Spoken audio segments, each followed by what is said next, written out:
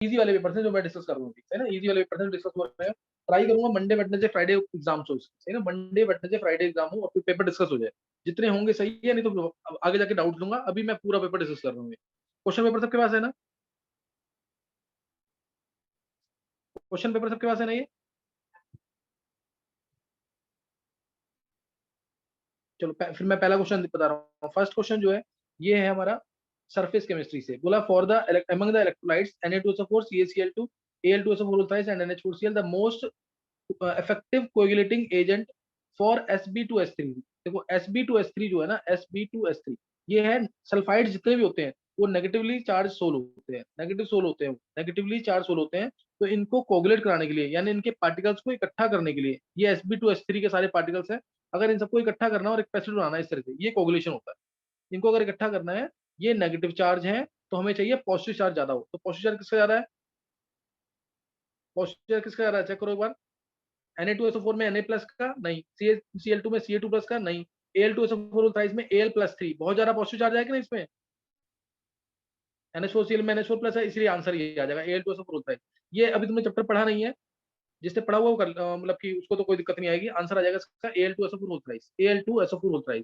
फिर the term that corrects for the attractive forces present in a real gas in the van der Waals equation. ये states of matter का है, तो इसमें attractive forces correction करने के लिए ये पूरी क्वेश्चन तुम्हें याद होनी चाहिए। P plus an² / v², v minus N B is equal to nRT।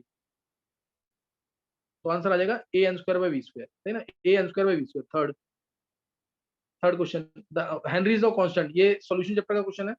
Henrys law constant दे रखा है CO N2 गैस का वाटर के अंदर, ये दे रखा है 10⁵ एटमॉस्फेयर,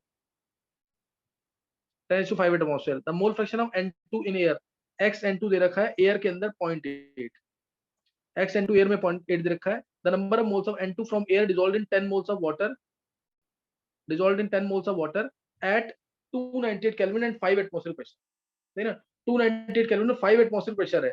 प्रेशर जो है एयर के अंदर वो 5 एटमॉस्फेयर है। तो यानी प्रेशर ऑफ N2 कितना हो जाएगा? प्रेशर ऑफ N2 निकाल लेंगे एयर के अंदर पहले, वो होगा XN2 इंटू टोटल प्रेशर। तो XN2 हमारा 0.8 है और टोटल प्रेशर 5 है, तो ये 4 आ गया सीधा। 0.8 इंटू 5, ये 4 आ गया, 4 एटमॉस्फेयर। और यही प्रेशर होगा पानी के अंदर, तो पानी के अंदर है तो प्रेशर ऑफ N2 जो KN2 इंटू XN2 आ जाएगा। प्रेशर ऑफ N2 4 एटमॉस्फेयर है, KN2 दे रखा है, KN2 है 10⁵ into number of XN2। Mole fraction of N2 क्या होगा? मोल फ्रैक्शन ऑफ N2 ये हो जाएगा number of moles of N2, number of moles of N2 में निकालने हैं by number of moles of N2 plus number of moles of H2O। Number of moles of H2O दे रखे हैं 10, ये number of moles of N2 उसके comparison में negligible, तो यहाँ 10 से करेंगे 10⁴, 4 इंटू 10⁻⁴ आंसर आ जाएगा, ए ऑप्शन। 4 इंटू 10⁻⁴, ये एनसीईआरटी में भी दे रखा है इस टाइप का क्वेश्चन। दोनों लॉ लगाने हैं, डाल्टन लॉ भी और हेनरीज लॉ भी। Next question, fourth question, the reaction of P4 with X leads selectively to P4O6। P4O6 बन रहा है, तो इसके लिए हमें O2 तो डालना ही पड़ेगा, साथ में इनर्ट एटमॉस्फेयर मेंटेन करने के लिए ड्राई N2 गैस भी डालनी पड़ेगी। तो P4 plus mixture of O2 and N2। Fifth question, ये डायरेक्ट क्वेश्चन है। Fifth question, among cellulose polyvinyl chloride, cellulose है, पीवीसी है, नाइलॉन है, नेचुरल रबड़ है। Polymer in which the intermolecular forces of attraction are the strongest. सबसे strong किसमें होते हैं? फाइबर में, फाइबर में। और उसके बाद इंटरमीडिएट किसमें होते हैं? इलास्टोमर्स में सबसे वीक, इलास्टोमर्स सबसे वीक, सही ना। और थर्मोप्लास्टिक्स के अंदर इंटरमीडिएट आ जाते हैं। इलास्टोमर्स में सबसे वीक है, इलास्टोमर्स में क्या है सबसे वीक, तो इसने बोला है फोर्सेस ऑफ अट्रैक्शन वीकेस्ट इन, तो नेचुरल रबड़ दे ही रखा है। इलास्टोमर रबड़ क्या होता है? इलास्टोमर होता है, तो आंसर इलास्टोमर आ जाएगा। और नाइलॉन फाइबर है, स्ट्रॉन्गेस्ट बोलता है तो नाइलॉन में आ जाता है। Sixth question, the correct acidity order of the following is. Phenol दे रखा है, phenol, parachlorophenol, phenol, parachlorophenol, benzoic acid,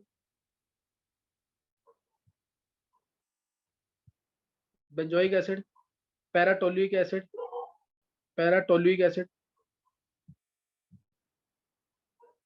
ये देखें, अब इसमें आंसर देखोगे तो विदाउट एनी डाउट पहला आंसर तो बेंजोइक एसिड आ जाएगा, क्योंकि carboxylic acids are better acid as compare to phenol. Second पे यही आएगा क्योंकि ये भी कार्बोक्सिलिक एसिड है, लेकिन यहाँ से प्लस एच इफेक्ट आ रहा है, डोनेटिंग इफेक्ट आ रहा है, तो एसिडिक इफेक्ट थोड़ा कम हो जाएगा। फिर आएगा पैराक्लोरोफिनॉल, क्योंकि सीएल का माइनस आई इफेक्ट होता है, लीस्ट आ जाएगा फिनॉल। तो इसके अकॉर्डिंग अरेंज कर लेना, ठीक है, इसके अकॉर्डिंग अरेंज कर लेना, आंसर आ जाएगा 1 ए। 7th क्वेश्चन, ये स्टार्टिंग के क्वेश्चन बहुत इजी है। Given that abundances of isotopes 54 Fe, 56 Fe, 57 Fe, 5%, 90% और 5% है, ये दे रखा है। तो इसके answer 54 into 5,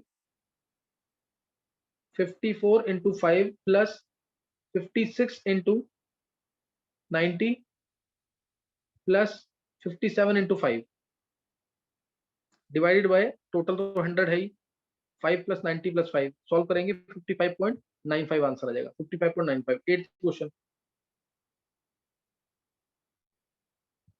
8th question, the IUPAC name of the following is, IUPAC ने पूछा इसका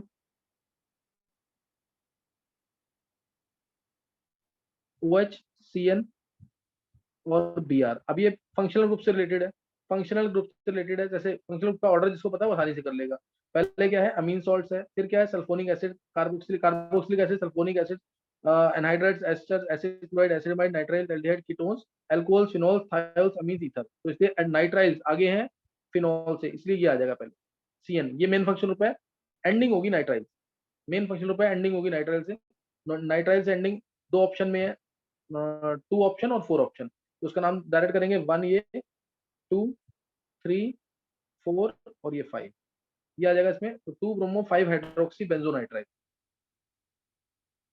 9th क्वेश्चन, अच्छा 9th क्वेश्चन, ये बहुत अच्छा क्वेश्चन है, ये मतलब बहुत डिटेल में मैंने कराया हुआ है, जिसने ऑप्टिकल आइसोमेर मेरे पास पढ़ा हुआ है।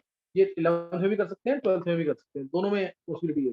जिसने ये कर रखा है बहुत डिटेल में, उससे हो जाएगा ये क्वेश्चन, तब ये बहुत ईजी होगा। इस टाइप के कम से कम मैंने 7-8 क्वेश्चन कराएंगे। 9th क्वेश्चन जो कि multiple choice question, the correct statements, next page पे करते हैं इसको। The correct statements about the compound CH3, ये कंपाउंड है CH3, CHOH, CH double bond CH, CHOH, CH3, ये कंपाउंड X है, इसके लिए करेक्ट स्टेटमेंट्स क्या है, करेक्ट स्टेटमेंट्स क्या है इसके लिए। तो इसको अगर मैं इस फॉर्म में लिख दूं तो इसमें किसी को कोई डाउट नहीं होना चाहिए, क्योंकि इसके अराउंड, इस डबल बॉन्ड के अराउंड क्या होगी, ज्योमेट्रिकल आइसोमेरिज्म, इस डबल बॉन्ड के अराउंड क्या होगी, ज्योमेट्रिकल आइसोमेरिज्म, सही ना। और यहाँ पे तुम इस, ये कायरल कार्बन है, ये कायरल कार्बन है, तो इसको R और S की फॉर्म में लिख सकते हैं, सही ना, इसको R और S की फॉर्म में लिख सकते हैं।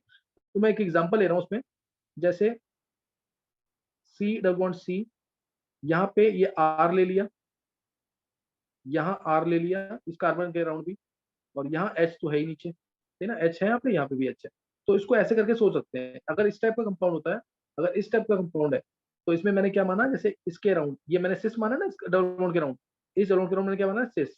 तो इसको मैं ऐसे सोच सकता हूँ कि R सिस R, ये ऐसे R सिस R, और इसकी मिरर इमेज लूंगा मैं, इसकी मिरर इमेज लूंगा यहाँ पे, तो R बन जाएगा S, ध्यान रखना R बन जाएगा S, तो ये बन गया S सिस S, ये मिरर इमेज है, सही ना। इस तरह से सोच सकते हैं इसको, इस तरह से इसको सोच सकते हैं, और ऐसे आंसर निकालेंगे इसका। तो इसमें जो पॉसिबिलिटीज है, इसमें कहने को, अगर तुम देखोगे तो R सिस R ले लिया, S सिस S ले लिया।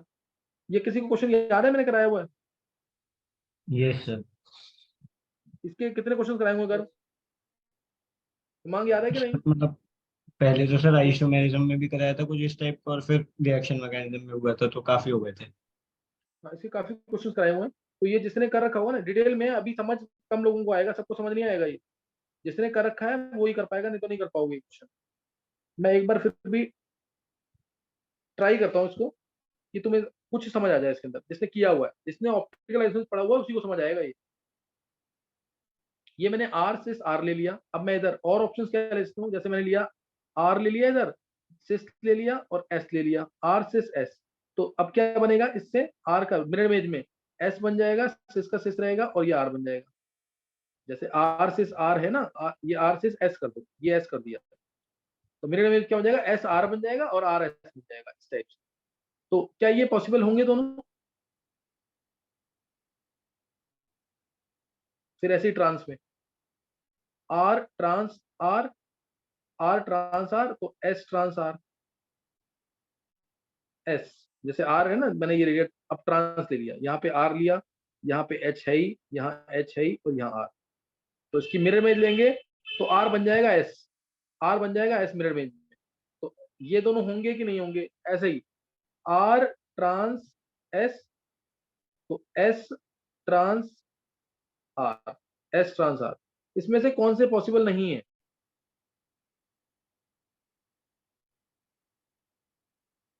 देखो आर सिस एस जब मैं लिखता हूं, ध्यान देना, आर सिस एस जब मैं लिखता हूं, H double bond C S, ये एच, तो इसके अराउंड ध्यान देना, इसके अराउंड प्लेन ऑफ सिमेट्री होगी कि नहीं? आर का, आर को जो मिरर से पास करेंगे तो एस बनेगा ना यहाँ पे, तो ये इसमें पीओएस है, तो इसके इसकी मिरर इमेज पॉसिबल नहीं, तो इसकी मिरर इमेज पॉसिबल, ये शॉर्टकट है, शॉर्टकट मतलब कंसेप्ट के अकॉर्डिंग शॉर्टकट है कि ऐसे तुम सोच सकते हो जल्दी से। तो इसलिए आर सिस एस और एस सिस आर नहीं पॉसिबल है, ये एक ही है, ये एक है। और कोई, जैसे ये, अब ये एक ही बता दिया मैंने इसमें, और कौन सा पॉसिबल नहीं है ऐसे? और कौन सा पॉसिबल नहीं है? आर ट्रांस,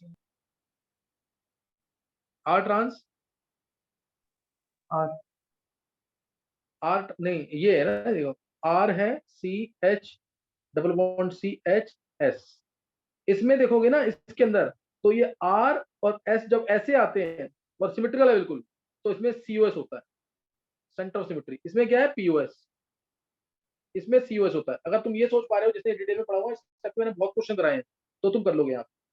इसमें क्या होता है? सीओएस, इस वाले पार्ट में सेंटर ऑफ सिमेट्री, और इसमें क्या है? POS.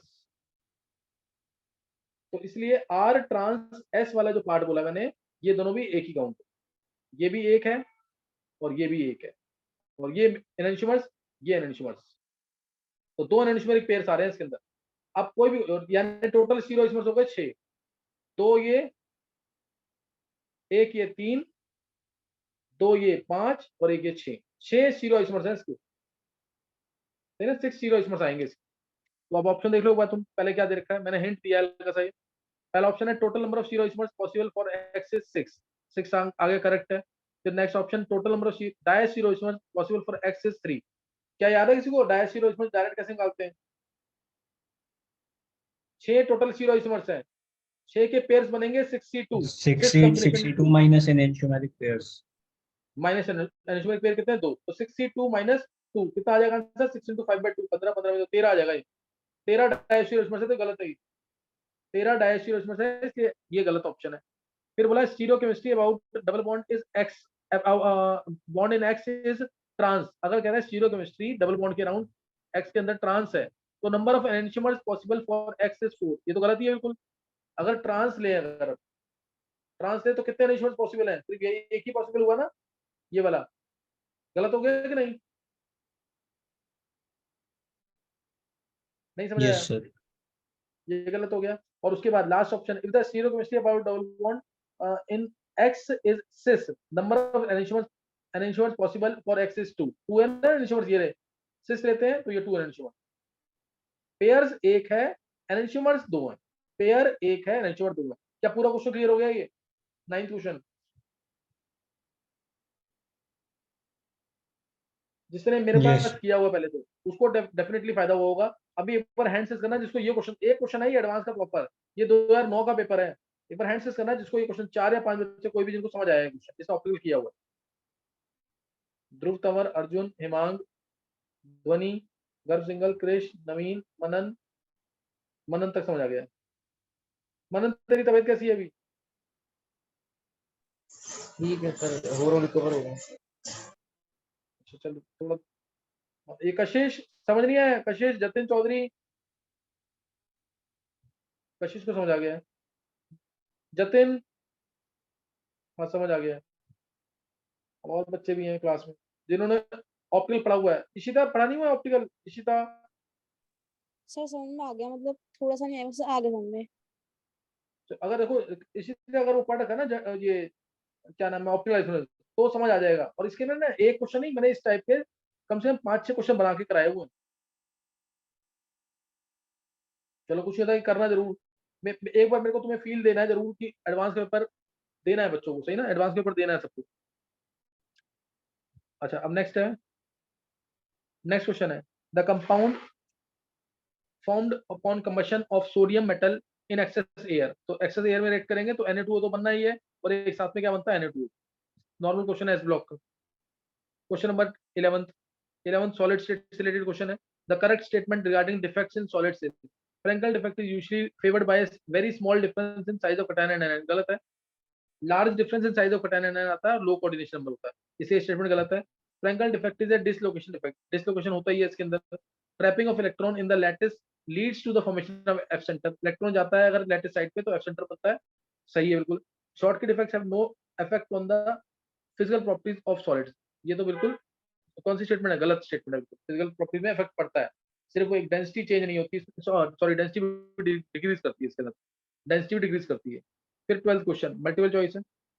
The compound that exhibit geometrical isomorphism is are. ये तो जिसने ज्योमेट्रिक वो पढ़ा हुआ है ऑप्टिकल, ये क्या नाम है, कोऑर्डिनेशन कंपाउंड, वो देखते ही कर लेगा, जिसमें जो ऑक्टाहेड्रल हो और कंडीशन सेटिस्फाई कर रहा हो, और जो स्क्वायर प्लेनर हो और कंडीशन सेटिस्फाई कर रहा हो। ऑप्शन देखोगे सी और डी आ जाए।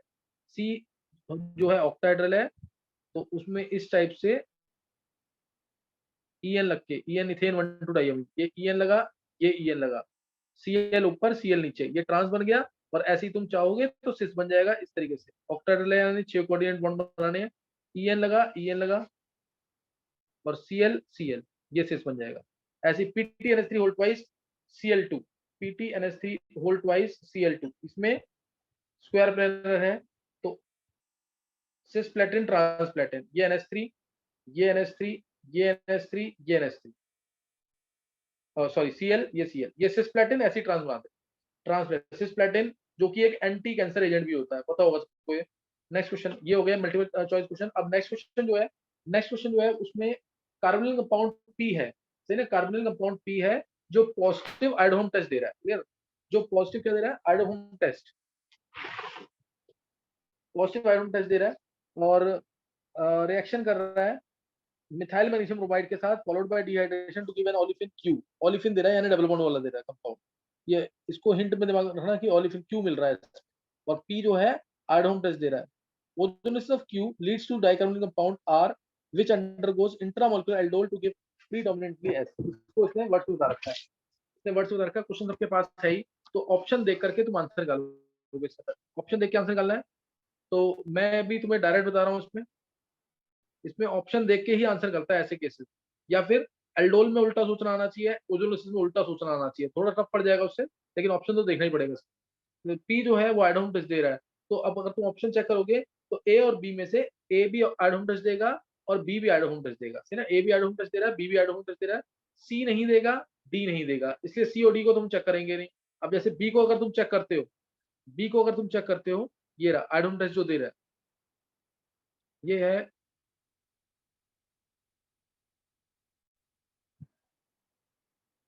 एमी, और ये एमी, दोनों एमी है, 1 2 3 डाला इसमें, यानी MEmGbr H plus H2O concentrate H2O H2O के साथ हीट किया है, तो MEmGbr डालेंगे, H2H प्लस डालेंगे, तो ये बन जाएगा। पहले मैं हटा रहा हूँ उसको रेड से, ये एमी लग गया, एक मिनट,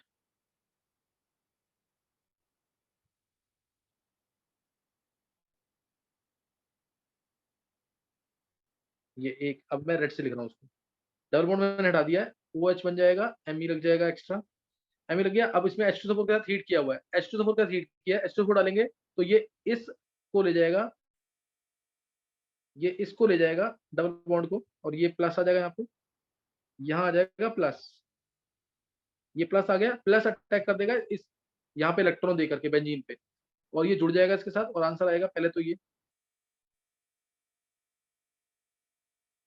आ जाएगा डबल बॉन्ड के साथ एमी यहाँ पे, एमी यहाँ पे, ये आ गया। उसके बाद ओजोलिसिस किया, सही ना, ओजोलिसिस करेंगे इसका,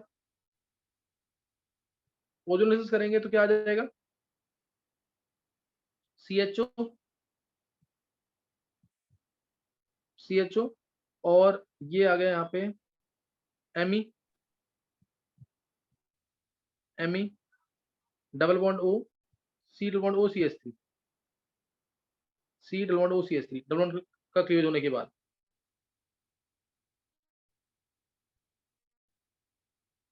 ये यहाँ पे एक एम और आना चाहिए, यहाँ पे एक एम और आएगा, ये आ जाएगा।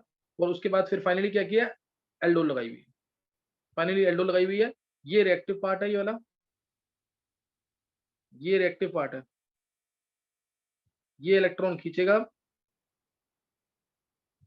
ये इलेक्ट्रॉन लेगा और यहाँ CH2 माइनस बनेगा बेस की वजह से, ये इस पे अटैक कर देगा और रिंग बन जाएगी, और रिंग बन जाएगी इस पे, ठीक है ना, रिंग बन जाएगी। आंसर निकाल लोगे इससे। तो इससे मैंने हिंट दे दिया सिर्फ ये, बाकी तुम ट्राई करोगे तो हो जाएगा। जिससे एल्डोल, देखो एल्डोल और ओजोनोलिसिस ज्यादातर दोनों रिएक्शन साथ में आती है। इससे एक इंपॉर्टेंट रिएक्शन और ले लिए, कौन सी, ग्रिग्नार्ड रीजेंट वाली, है ना, ग्रिग्नार्ड। अब तीनों आंसर निकाल लेना इससे, ये करोगे हो जाएगा उससे। अब जो नेक्स्ट क्वेश्चन है, ये बिल्कुल भी हमारे सर मतलब बोर्ड, हाँ बोलो। सर इसमें ए को लेके करते तो नहीं आता सही आंसर? एक बार लेके करके देखना है, उससे नहीं आएगा आंसर। मैंने सिर्फ आंसर को लेके बता दिया ना, तो एक बार अब तू उससे चेक करियो एक बार, समझा कि नहीं, ठीक है सर। तो पूरा चेक सर करियो इस कि उसमें एक ओलिफिन कशिश क्या बोलो, चीज है सर? कशिश ओलिफिन। तुम्हारी आवाज, एक मिनट जो, ये कशिश तुम्हारी आवाज नहीं आ रही ढंग से, दोबारा बोलो। सर ओलिफिन क्या है यहाँ पे? ओलिफिन यानी डबल बॉन्ड, डबल बॉन्ड या ट्रिपल बॉन्ड, समझे कि नहीं, ओलिफिन ठीक उन्हीं है। को कहते हैं, एल्कीन और एल्काइन को, सही है। Okay okay sir.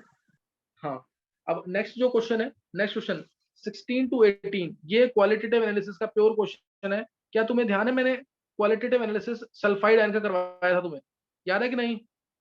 Yes sir. Sulphide ion में क्या मैंने इनका कंफर्मेटरी टेस्ट कराया था, सल्फाइड आयन को कंफर्मेटरी टेस्ट, इसका मिथाइलिन ब्लू टेस्ट कराया था कि नहीं क्लास में?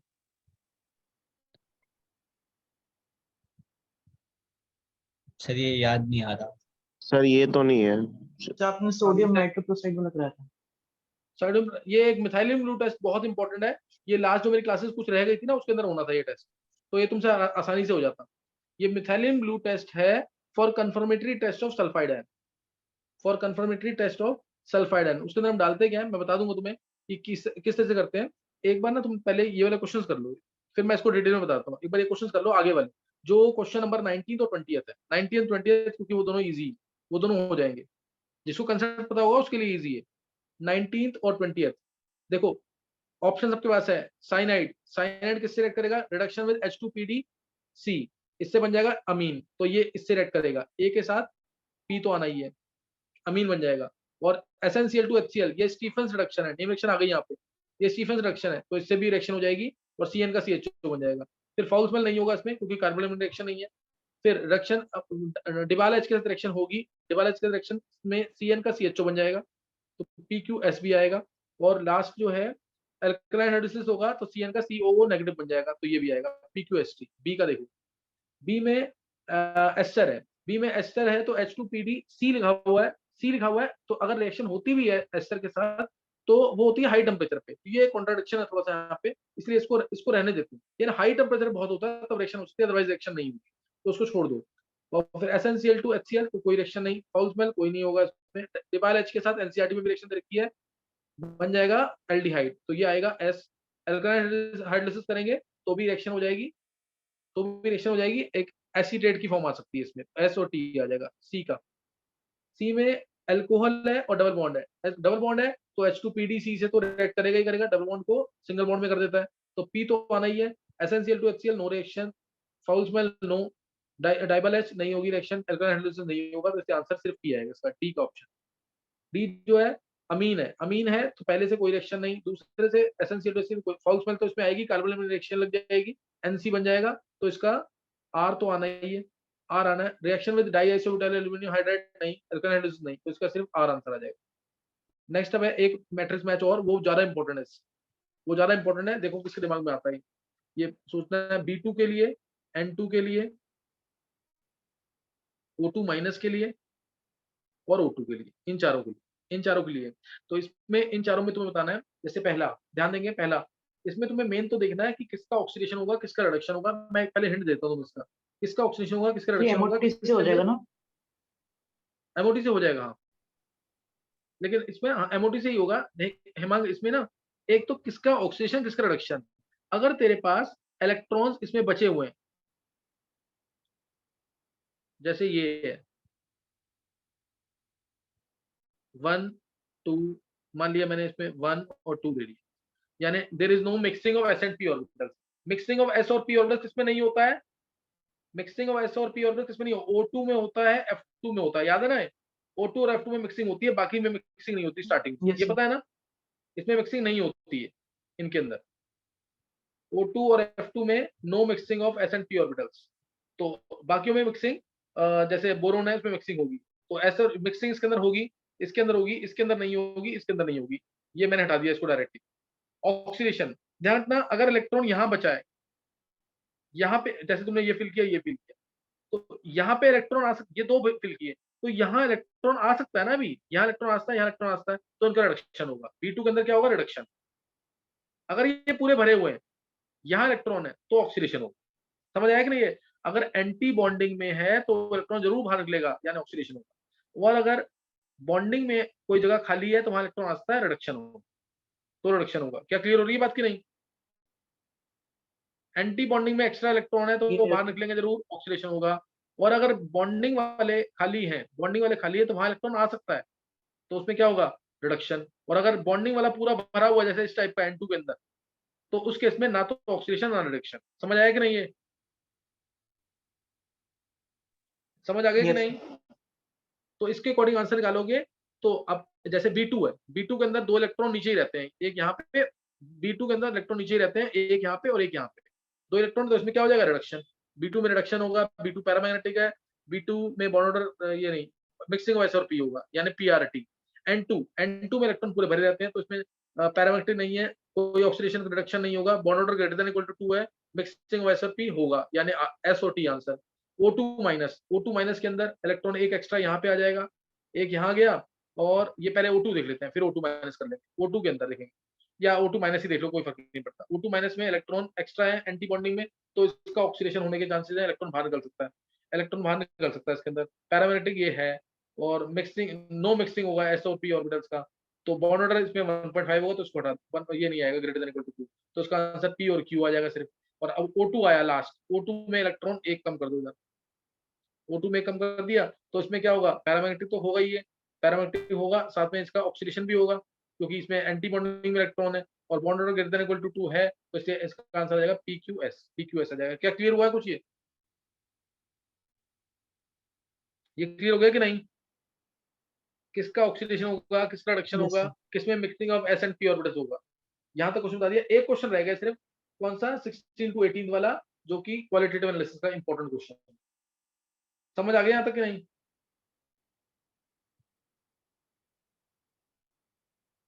एक बार उस क्वेश्चन के लिए रीजॉइन करना है, सिर्फ एक क्वेश्चन के लिए, 5 मिनट का काम होगा, जल्दी से बस खत्म करेंगे उसको।